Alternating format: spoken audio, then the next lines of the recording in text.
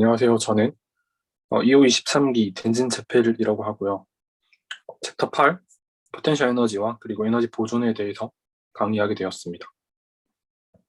먼저 강의에 앞서서 어, 결국 이 강의의 목적이 시험 대비이기 때문에 저는 일단 개념은 간단하게 하고 이제 문제풀이 위주로 한번 강의를 준비해 봤어요. 혹시 개념에 대해서 추가적인 질문이 있으시면 댓글이나 따로 어, 네, 요 뒤에 일로 메일 보내주시면은 혹시 막 제가 아는 부분이라면 같이 고민해 볼 수 있을 것 같으니까 메일 주시면 될 것 같습니다. 먼저 이제 일에 대한 개념을 한번 해볼 건데, 원래 이걸 앞에서 했던 걸로 알아요. 근데 다시 하는 거니까 좀 간단하게 해볼게요. 그래서 일은 이게 정확히 말하면 벡터인데, 두 벡터를 내적한 것을 이제 적분한 거예요. 이게 왜 내적을 하느냐? 음, 여기 내적한 값이 결국 뭐죠? 두 벡터의 크기에 두 벡터 사이가 코사인 세타를 곱하는 값이잖아요. 그래서 어떤 이 물체에 이 방향으로 힘을 가했는데 결과적으로 이 물체가 움직이는 것은 이쪽으로 움직였다. 이렇게 된다면 이 힘이 이 물체에 기여한 힘은 결국 이 힘이 기여한 거랑 비슷하다고 생각하는 거죠.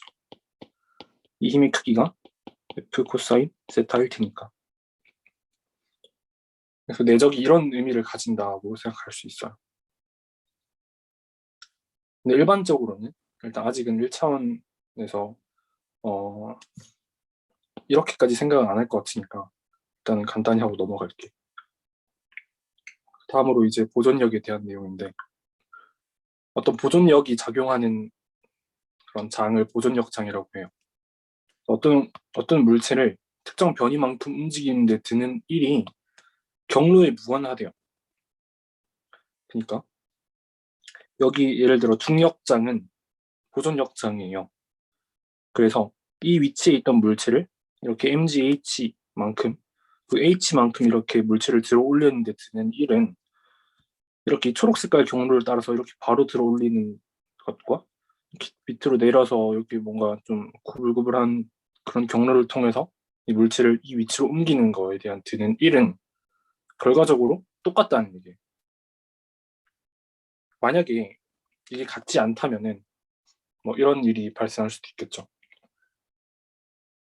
어, 그런 미끄럼틀이 있어요. 미끄럼틀에서 어떤 사람이 이렇게 미끄럼틀 타고 내려와요. 또 어떤 사람은 여기서 동시에 여기서 뛰어내려요. 만약에 미끄럼틀에 마찰이 없다면 여기 바닥에 도달했을 때쯤에 이 두 물체의 속력은 같겠죠. 근데 이게 만약에 경로에 무관하지 않다면은 여기에서의 이 사람이 도달했을 때의 속력과 이 사람이 미끄럼틀을 통해서 약간 다른 경로로 움직였을 때 이 속력은 달라지겠죠. 근데 그런 일은 물리학적으로 있을 수 없죠. 그래서 어떤 보존력 장에서는 여기서 보존력의 정의가 그런 거죠. 그 특정 변이만큼 움직일 때 변이는 벡터니까 그 특정 변이만큼 움직일 때 드는 일이 그 경로에 무관한 그런 장을 형성한 힘이 보존력이라고 정의를 해요. 그러면 포텐셜 에너지는 뭐냐에 대한 얘기인데 그래서 에너지의 정의를 먼저 한번 생각해 봐야 돼요. 에너지의 정의는 어, 어떤 시스템이 어떤 기회가 주위에 일을 할 수 있는 능력을 에너지라고 해요. 그래서 약간 거기에서 이 포텐셜 에너지의 의미를 살짝 찾을 수 있는데 포텐셜은 영어로 이제 잠재적인이라는 뜻이잖아요. 그러니까 눈에 보이진 않는데 이 물체가 잠재적으로 이 정도의 에너지를 가지고 있다라는 얘기예요. 예를 들어서 여기 지면이 있고 여기 거리 h만큼 떨어져 있는 이 어떤 물체의 포텐셜 에너지는 분명히 얘는 여기에 정지해 있기 때문에 얘 에너지는 0이다라고 생각할 수 있죠. 왜냐하면 눈에 보이는 에너지는 운동 에너지니까. 근데 얘는 밑으로 질량 1이라면 mg라는 힘을 받으면서 이 h라는 거리를 움직일 수 있기 때문에 아까 f.ds인데 그 f와 ds가 지금 서로 수직이므로 그냥 스칼라로 이렇게 빼낼 수 있죠. 0부터 h까지인가? 이만큼의 일을 할 수 있는 어떤 잠재적인 역량을 가지고 있네요. 그래서 이게 포텐셜 에너지는 mgh라고 볼 수 있겠죠. 그래서 이 물체가 가지고 있는 중력 포텐셜 에너지는 mgh가 되겠네요. 그리고 이거는 보존력에 의해서 형성된다고 할 수 있어요. 그래서 이 다음 번이 이 보존력, 이 포텐셜 에너지, 그러니까 보존력의 종류에 대해서 잠깐 알아볼게요. 이런 용수철이 kx만큼의 힘을 주잖아요. 얘도 보존력이고요. 아까 말한 그 중력도 결국 보존력일 거고, 이런 분자 구조에서 이렇게 약간 뒤틀린 형태가 이루어지면은 그만큼 당연히 전기적인 반발력이 작용할 거고, 얘도 그만큼의 어떤 이 분자가 일을 할 수 있는 어떤 잠재적인 능력을 가지게 되는 거니까 얘도 포텐셜 에너지를 가지고 있다고 생각할 수 있어요. 대표적으로 ADP가 되면서 인 한 개를 떼주고 결국 에너지를 주위로 방출하는 과정도 포텐셜 에너지를 소모해서 주위에 일을 하는 그런 과정이 되겠죠. 그래서 생각보다 포텐셜 에너지라는 개념은 조금 넓습니다. 그래서 이제 연력학 제1법칙이 나오는데 어떤 시스템의 내부 에너지라는 건데 시스템에는 한국어로 계라고 해요. 그 계의 내부 에너지는 운동 에너지와 포텐셜 에너지 두 개의 합으로 생각합니다.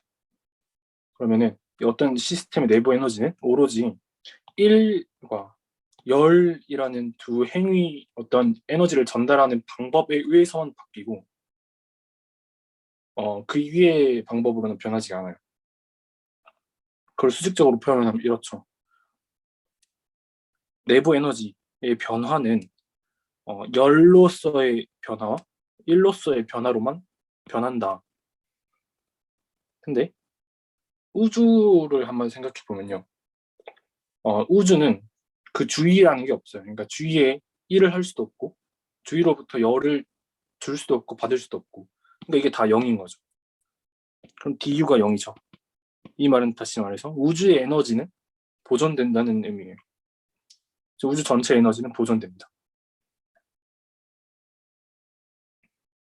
그러면 이걸 약간 확장시켜 볼게요. 보존력만이 작용하는 시스템에서는 열각 1법칙이 다음과 같이 확장이 돼요.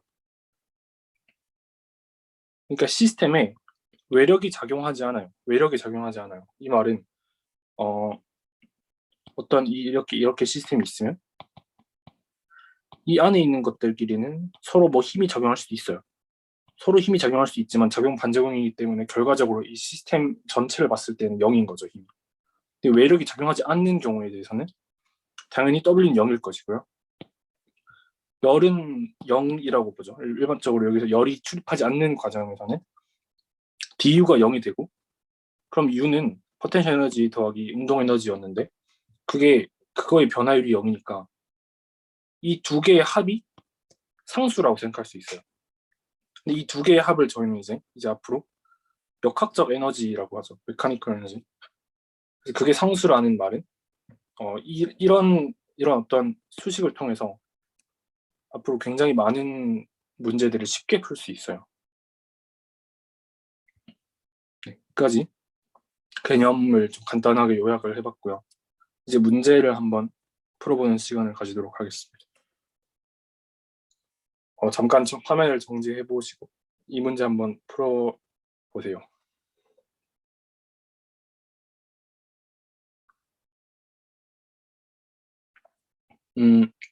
이제 같이 풀어보겠습니다. 아까 힘의 정의를 한번 떠올리셔야 돼요. 어떤 힘이 아니라 1이요. 죄송합니다. 1의 정의는 어떤 힘을 이렇게 적분한 것으로 정의를 했죠. 근데 이 힘이 물체를 끝까지 끌어올리기 위해서 해야 되는 일이잖아요. 그러면은 이 힘이 계속 변한다는 거를 이제 눈치를 채야 돼요. 아, 여기에 어떤 조건을 안 줬는데 이 물체의 질량을 한번 m이라고 합시다. 그러면은 이 F의 크기는 얘가 처음에 이렇게 있다가 나중에 물체가 뭐 이렇게 조금 위로 더 끌어올려지게 되면은 이만큼의 무게를 이 F가 지탱하고 있어야 되는 거죠. 그러니까 약간 그래프가 어, X만큼 움직였을 때 힘의 크기는 처음에 F가 지금 지탱하고 있는 부분은 4분의 3L만큼이니까 4분의 3 mg 정도의 힘이 작용하고 있을 거예요. 그 다음에 X가 4분의 3L이 됐을 때 모든 부분이 전부 다 위로 올라왔죠. 그러니까 지금 여기서 X는 이 길이가 되는 겁니다. 그래서 길이에 따른 힘 그래프를 그려보면 이렇게 되겠네요. 그러면은 이 힘의 정의에 따라서 이 부분이 물체의 한 1일 겁니다. 넓이가. 적분을 통해서 구해도 되지만 그냥 이렇게 그래프 이왕 그린 김에 이 삼각형의 넓이를 한번 직접 구해보는 것도 괜찮을 것 같아요. 한번 구해보면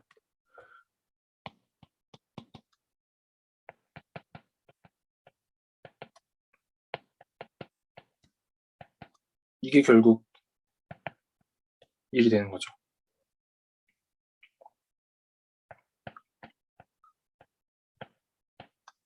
이렇게 구할 수 있습니다.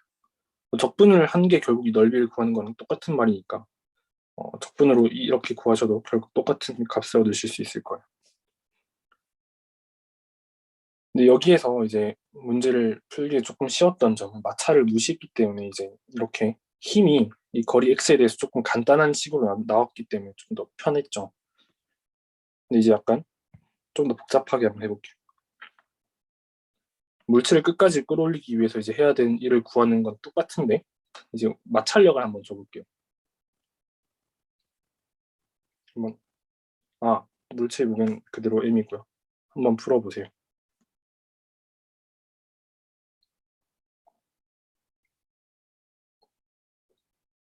네, 그러면은 이 문제를 풀기 위해서 약간 두 가지 부분으로 한번 나눠서 생각을 해보겠습니다. 먼저 아까 이 물체의 이 부분을 이 위로 올리기 위해서 이만큼의 일을 했다는 거를 일단 먼저 기억해 주시고요. 여기에서 지금 이 물체를 올리기 위해서 추가적으로 해야 되는 일은 이 마찰력에 대항하기 위한 일이죠. 그래서 음, 결국 진짜 구해야 되는 일은 중력에 대항해서 하는 일 더하기 마찰력에 대항해서 하는 일 이렇게 볼 수 있겠죠. 근데 앞에서 똑같은 상황에 대해서 이제 중력에 대항하는 일을 믿고 있으니까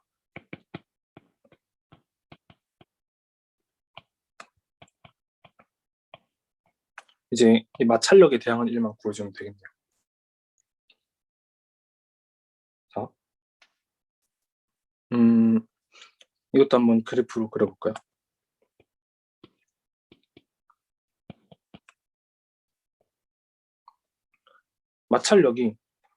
마찰력식이 이렇게 되죠. 근데 U가 0.1이라고 주어졌으니까 10분의 N이 될 거고 여기에서 N이 X의 값에 따라 계속 변한다는 걸 알아야 돼요. 이 길이를 아니다. 어, 여기 추가적으로 아마 계속 X 값이 올라올 텐데 추가적으로 이제 올라온 값을 X라고 한번 해봅시다. 그러면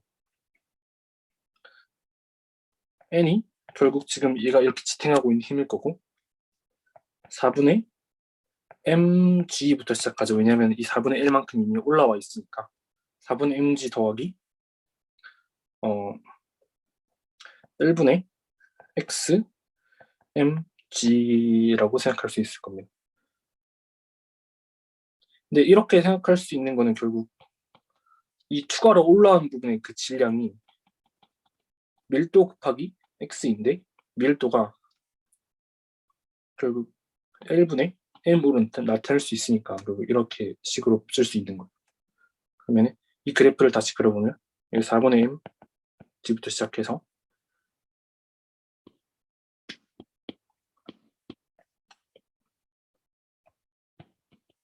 이 면적이 이제 가해줘야 되는 일이겠네요.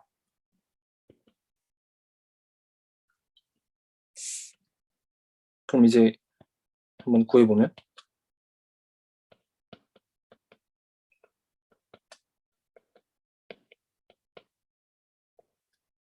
어, 0부터 4분의 3L까지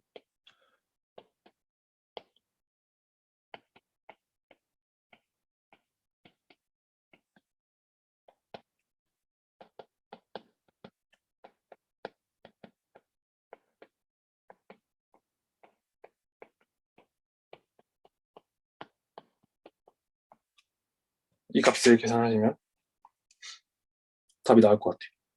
한번 해볼까요?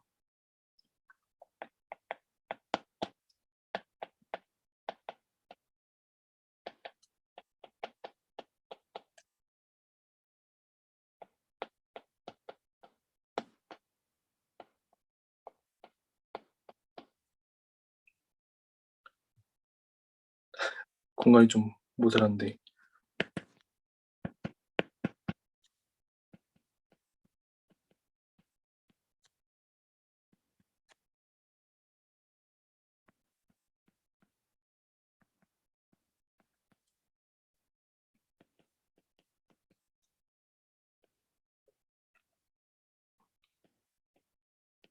이거 통분해주면은 32분의 6, 9 되니까 15m GL이 될 거고 얘가 2분의 3이니까 14분의 3mgl 여기 마찰력에 대항하는 일이 될 것 같아요. 그럼 원래 여기에다가 이거 더해준 값이 결국 생각보다 복잡하네요.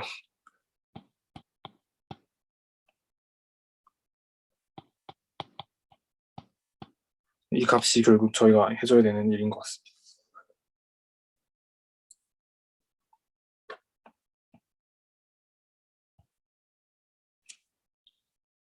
다음 문제인데요.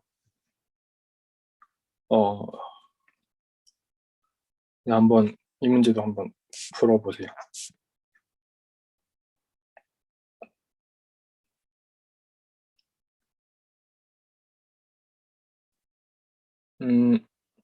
이 문제를 풀이하려면 아까 그 역학적 에너지 보존을 생각을 해봐야 되는데요. 왜냐하면은 모든 마찰력이 무시된다고 했으니까 비보존력이 이 개에는 적용하지 않죠.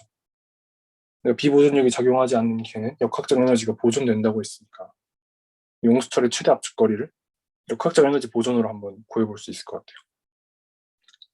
그럼 이 물체가 한 여기까지 이제 압축된다고 한번 가정해 봅시다. 그러면 이 물체가 넘어진 이 물체를 결국 질점처럼 생각하는 거니까 약간 이렇게 되는 건데 약간 그림이 좀 애매하네요. 그러면 이 용수철이 이렇게 x만큼 압축된다고 가정해 보면 이 물체는 여기에서 밑으로 2분의 x만큼 용수철에 닿은 상태로 더 내려왔네요. 그럼 이 길이가 1m니까 용수철이 닿기 직전까지 이 물체가 내려오는 거리는 이게 30도므로 0.5m 내려왔을 거고. 그러니까 중력은 지금 0.5 더하기 2분의 x의 mg 만큼의 1을 한 거죠. 그러니까 이게 역학적 에너지가 이만큼 지금 얘 중력의 역학적 에너지가 이만큼 감소하는 거죠. 이만큼 감소했는데 역학적 에너지는 결국 보존돼야 되니까 이게 전부 네, 첫 번째 이제 운동 에너지는 없었으니까 이만큼의 역학적 에너지가 전부 용수철 포텐셜 에너지로 전환되었을 거라고 생각할 수 있어요. 근데 K가 200N/m니까 얘는 100x 제곱이 될 거고요. 중력과 속도가 10, 그 다음에 질량은 2kg이니까 20에 0.5 플러스 2분의 x가 되고,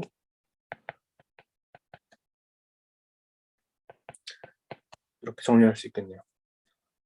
그럼 한번 넘겨서 정리해 볼까요?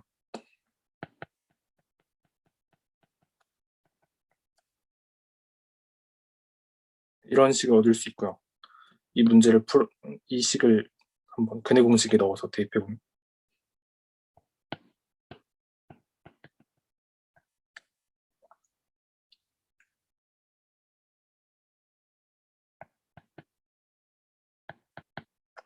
이렇게 답을 구하실 수 있을 것 같아요. 근데 만약에 x의 값이 이게 양수인지 음수인지에 대해서 이 플러스 마이너스의 부호가 결정이 되는데, 한번 각각에 대해서 따져볼게요. x의 값이 만약에 음수라면은 이 용수철이 지금 저희는 x의 값이 양수라는 게 이만큼 추가적으로 더 왔기 때문에 x에 이렇게 더하기 2분의 x를 해줬죠.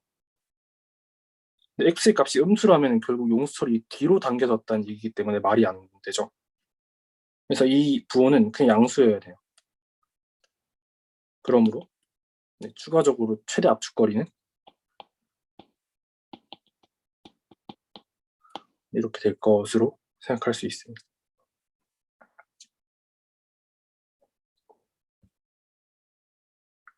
이번 문제는 살짝 어려울 수가 있는데, 힌트를 드리자면은 이 두 물체가 이 용수철이 최대 압축되었을 때 이 두 물체의 상대 속도가 어떻게 될지 한번 생각해 보시면 좀 더 문제 푸는 데 도움이 되실 것 같아요.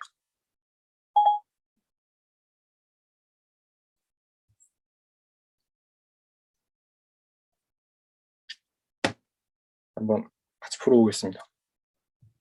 처음에 이렇게 물체의 속도가 다른데 이 두 물체가 충돌해서 용수철이 최대한 압축되었을 때, 그때는 약간 생각해 보시면 알겠지만 두 물체의 속도가 같을 때, 그러니까 이 B라는 데가 앞으로 이렇게 점점 느리게 가고 있었는데 이 A가 딱 충돌해서 이게 압축하면서 여기 용수철에는 이 탄성력이 생기고 B를 더 밀겠죠. 그럼 반대로 같은 크기로 A는 반대 방향으로 밀릴 거고요. 그러면은 B가 앞쪽으로 밀리면서 점점 속도가 증가하고 A 방향의 속도가 점점 감소하게 될 텐데, 만약에 두 물체가 속도가 딱 같아지는 시점이 지난 이후로부터는 A가 오히려 이쪽으로 가려고 할 거고 B는 오히려 이쪽으로 가려고 할 거기 때문에 용수철의 길이는 다시 또 늘어날 수밖에 없습니다. 그러니까 용수철이 최대 압축되는 거리에서는 결국 용수철의 두 물체의 상대 속도가 0이다 라고 생각할 수 있겠죠. 그 다음으로 이제 저희가 생각해야 될 건 운동량 보존이에요. 어쨌든 이 A라는 물체, B라는 물체, 그 다음에 이 용수철, 이 세 물체의 개에는 외력이 작용하지 않죠. 그러니까 운동량도 당연히 보존될 거고요. 한번 운동량 보존을 적용시켜 보겠습니다. 이게 처음 운동량이죠. 처음 운동량이 나중 운동량과 같아야 되는데, 상대 속도가 0이라는 말은 나중 속도를 V라고 했을 때 둘 다 속도가 V로 같기 때문에 이렇게 생각할 수 있습니다. 6V고요. 처음 A 값을 계산해보면 20이 나옵니다. 40이 나옵니다. 그럼 V는 3분의 20이라는 계산 결과가 나와요. 근데 여기에서 다음으로 생각해야 될 게 이제 저희가 이제 이 단원에서 주로 다루는 운동 에너지와 그 포텐셜 에너지의 합이 서로 같다라고 하는 그 역학적 에너지 보존을 생각을 해야 돼요. 아까도 말씀드렸다시피 개인은 외력이 작용하지 않기 때문에 역학적 에너지는 보존이 되는데, 그러면 이 값을 여기 넣어보고 이 값을 여기 넣어보면 처음 그 운동 에너지보다 나중 운동 에너지가 줄어드는 게 보일 거예요. 그럼 그게 어디로 갔느냐? 바로 이 용수철의 탄성 에너지로 들어간 거죠. 용수철이 압축된 용수철 포텐셜 에너지로. 그러면은 결국 용수철 포텐셜 에너지의 값이 2분의 kx 제곱이니까 이 x 값을 쉽게 구할 수 있겠죠. 그럼 다시 한번 해볼게요. 처음 운동 에너지의 값은 처음엔 이제 용수철이 압축돼 있지 않으니까 용수철 포텐셜은 없을 거고요. 오로지 운동 에너지만 존재할 거예요. 그러면 먼저 이제 A의 운동 에너지 더하기 B의 처음 운동 에너지는 2분의 1 mv 제곱으로 계산해 보면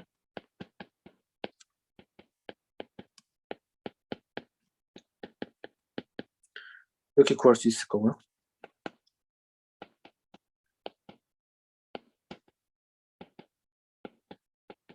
이게 처음 운동 에너지인데 얘가 나중 운동 에너지인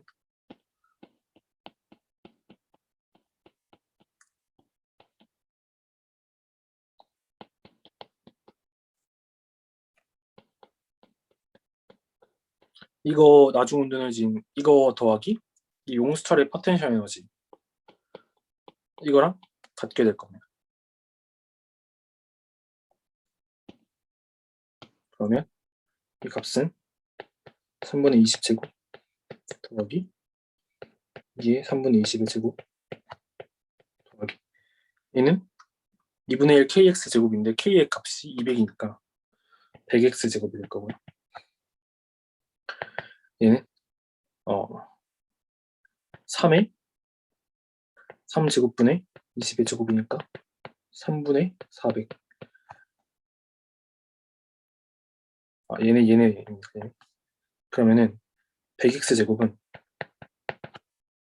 150 빼기 3분의 400이 될 거고 3분의 얘가 3분의 450이니까 3분의 50이 될 거고 x 제곱은 300분의 50이 될 거고 얘는 6분의 1.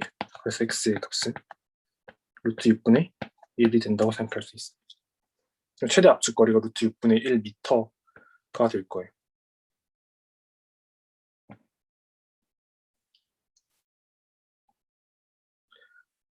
다음 문제고요. 용수철이 이제 처음에 이렇게 정지한 상태에서 평형을 이탈해 있는 어떤 이런 물질을 이렇게 놔둬요. 그럼 얘는 계산해 보면 이게 G가 10이니까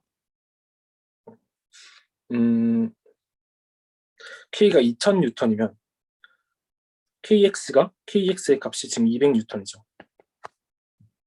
근데 얘는 지금 밑으로 100N만큼의 힘을 작용하고 있고 위로 100N만큼의 수직 항력을 받고 있고 정지 마찰에서 0.5니까 분명히 얘는 움직일 거란 말이죠. 그럼 얘는 이렇게 마찰을 받으니까 이렇게 점점 이렇게 감쇄하다가 어느 순간 정지할 거예요. 그럼 그 정지할 때까지 용수철은 얼마나 움직이는가? 그게 문제입니다. 여기서 변이를 묻는 게 아니라 이동 거리를 묻는다는 거에 대해서 조금 유의를 해주셨으면 좋겠어요. 한번 풀어보세요.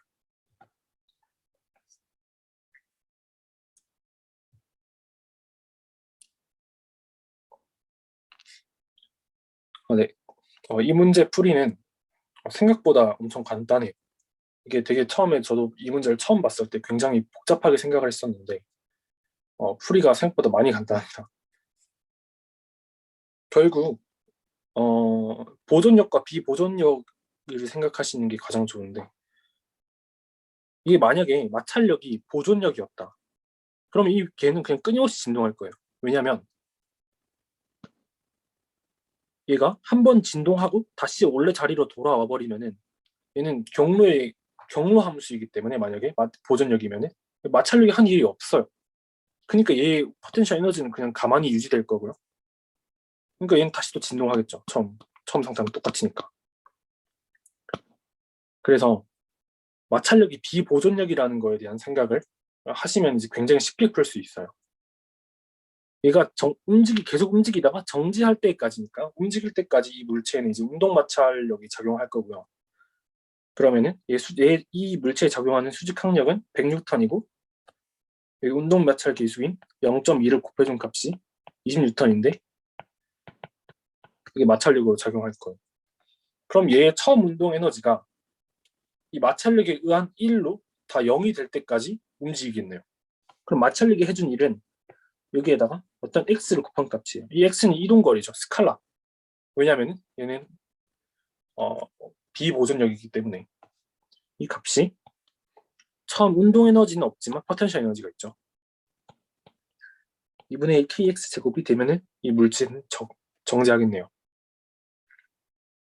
얘가 20x인데 2분의 1 kx 제곱이니까 k가 2000 그러면 1000x 제곱이 될 거고요. 그러면 x의 값이 1000분의 20이 될 건데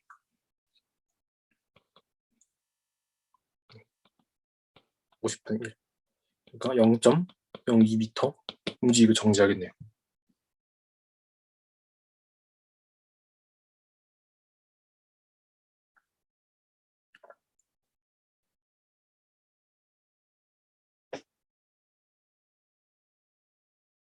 네, 다음 문제는 아까 그 문제를 약간 변형한 거죠. 얘는 이제 단순히 한 1차원 상에서 이제 이렇게 움직이는데 얘는 이제 빗면 상에서 움직이면 어떻게 될까?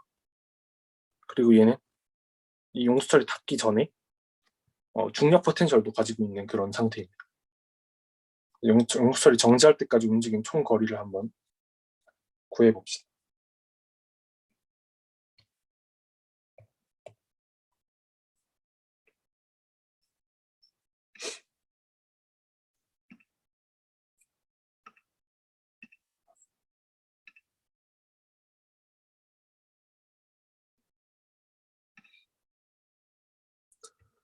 네. 이 문제의 가장 핵심 키포인트는 이 물체가 어디에 정지할지에 대한 생각을 하는 거예요. 이 물체는 평형점에서 정지를 하겠죠. 여기 평형점. 그럼 이 평형점까지 거리 s를 한번 생각을 해봐야 돼요. ks가 이렇게 중력이 mg가 작용하면 이쪽 방향으로는 mg sin 45도 그러니까 루트 2분의 mg만큼의 힘이 작용할 거니까 루트 2분의 mg가 될 거고 다시 말해서 s는 루트 2k분의 mg라고 생각할 수 있습니다.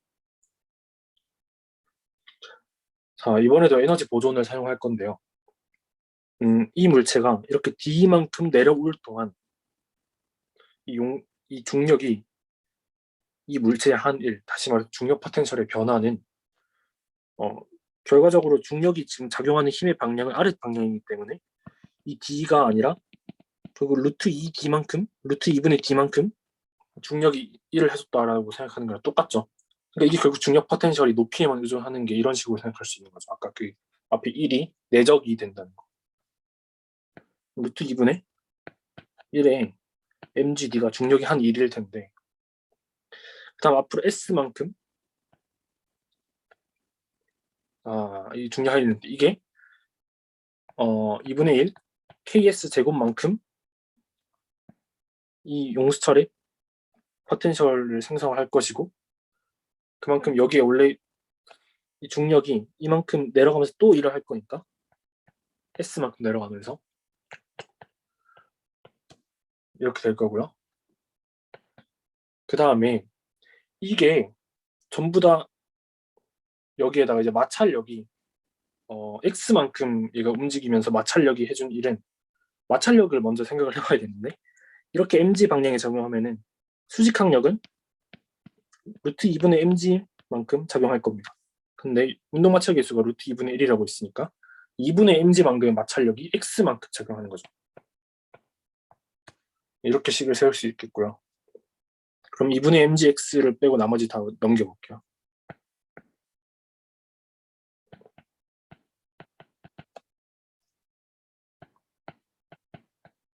mg로 묶을 수 있으니까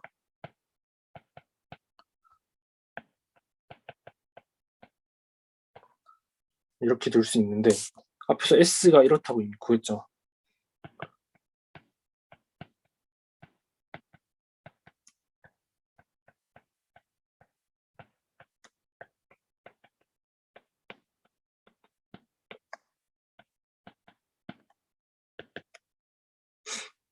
한번 mg를 날려볼게요.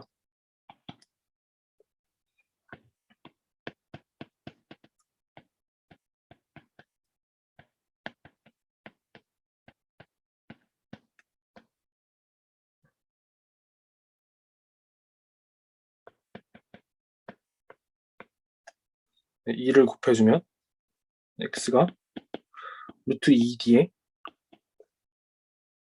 k분의 mg 더하기 빼기 2k분의 mg가 되므로 루트 2d에 더하기 2k분의 mg가 됨을 알 수 있습니다.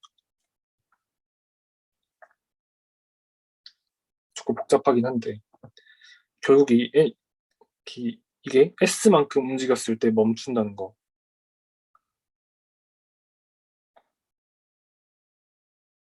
그런 거를 조금 생각해 주시는 게 가장 이 문제를 풀 수 있는 키포인트였던 것 같아요.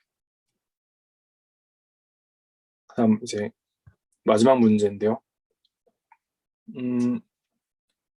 이렇게 질량이 스몰 m인 총알이 이 어떤 나무 토막에 날아가서 박힌대요. 박힐 수도 있고 관통할 수도 있고, 이 나무 토막은 바닥에 고정되어 있고요. 초기 성력이 V일 때 2분의 1 이만큼 깊이까지 가서 박힌다고 하는데요. 그리고 박힌다는 거는 결국 이 총알이 이 물체 안에 있을 때 저항력이 작용해서 이 물체가 운동 에너지가 0이 된다는 거죠. 그때 그 저항력이 상수라고 가정을 할게요. 원래라면 이게 속도에 따라서 뭔가 달라지고 하는 굉장히 복잡한 게 있겠지만 그거를 고려하면 너무 복잡해지니까 상수라고 한번 해볼게요. 이번 문제를 풀어보세요.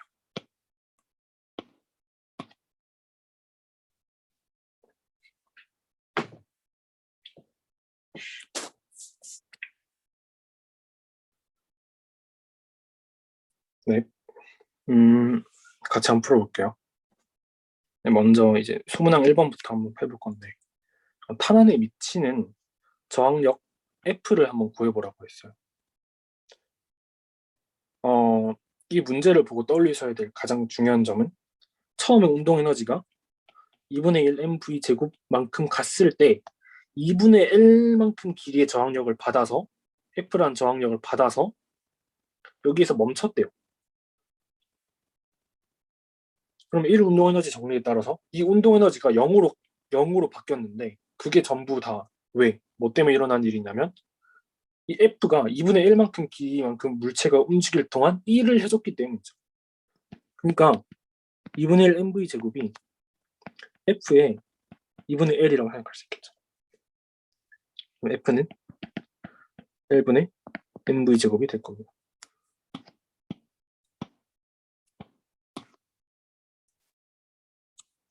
그럼 이번 문제 한번 봐볼까요? 그러면 나무 토막을 관통하기 위한 V 이니셜은 얼마일까? 나무 토막을 관통하기 위한다는 것은 결국 관통하기 직전까지도 이 물체 운동 에너지가 남아 있어야 되죠. 그러니까 최소 속력이라는 것은 이 관통하는 딱 관통하는 그 순간 운동 에너지가 0이 되면 될 겁니다. 그러니까 이제 한번 이 최소 속력 V 이니셜을 뭐 VI라고 한번 떠볼게요. MVI의 제곱이 이 마찰력을 L만큼 받았을 때 이게 0이 돼버리잖아요. 그럼 이런 식이 세워졌을 때 이 VI 값이 결국 관통하기 위한 최소 속력이 될 거고요. 마찰력 F가 1분의 mv 제곱이었으니까 mv 제곱이 되겠네요. 그럼 m 날라가고 VI의 제곱이 2v 제곱이니까 VI는 루트 2v가 되는 것을 알 수 있습니다.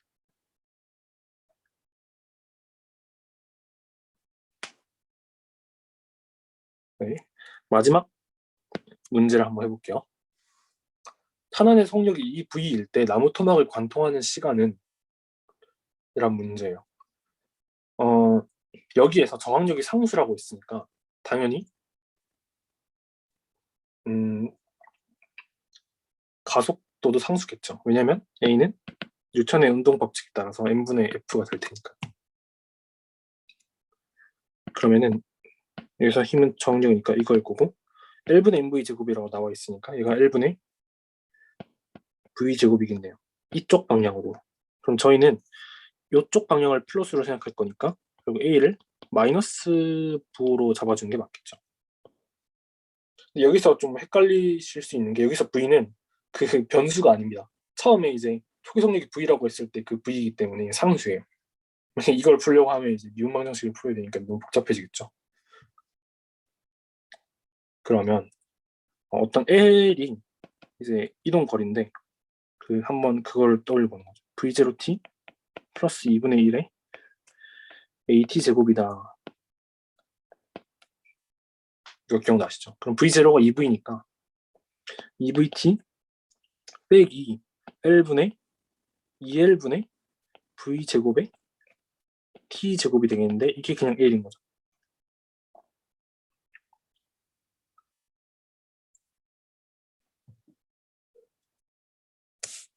한번 정리를 해보면 얘를 한번 넘기고 정리해보면 V제곱 T제곱 빼기 4VLT에 더하기 2L제곱이 0이다 라는 이제 T에 대한 2차 방정식이 나오고요. 그럼 이 T를 근해 공식에 넣어서 풀면 되겠죠. T는 V제곱분의 2VL 풀마 루트 4V제곱 L제곱 빼기 2V제곱 L제곱 는 V제곱분의 2VL 플러스 마이너스 루트 2 VL 이렇게 될 건데 얘는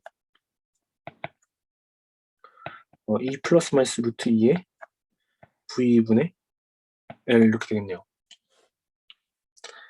근데 이 왜 플러스 마이너스가 나올까를 생각을 해보면 이 저항력이 계속 이렇게 F로 작용한다. 이게 뚫고 나서도 계속 F로 작용한다. 그럼 이 총알이 이렇게 갔다가 어느 순간 다시 되돌아서 여기 다시 박힐 거예요. 이 여기를 딱 통과하는 지점. 그 지점이 아마 플러스로 나오는 걸 거고요. 처음으로 나오는 이 t 값이 여기를 딱 뚫고 지나갔을 때 그 t 값일 거예요. 그러니까 당연히 플러스 값은 생각을 안 해주셔야겠죠. 그래서 답은 200의 루트 2에 v분의 1이다 라고 생각할 수 있습니다.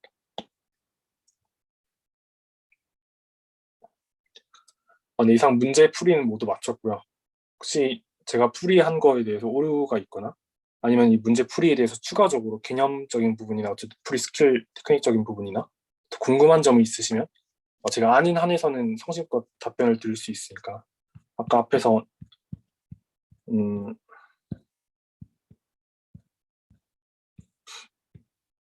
네, 여기에 적어드렸던 메일로 메일 주시면 함께 고민해 볼 수 있을 것 같아요. 이상 13기 EOE 13기 이텐진 책벨이었습니다. 감사합니다.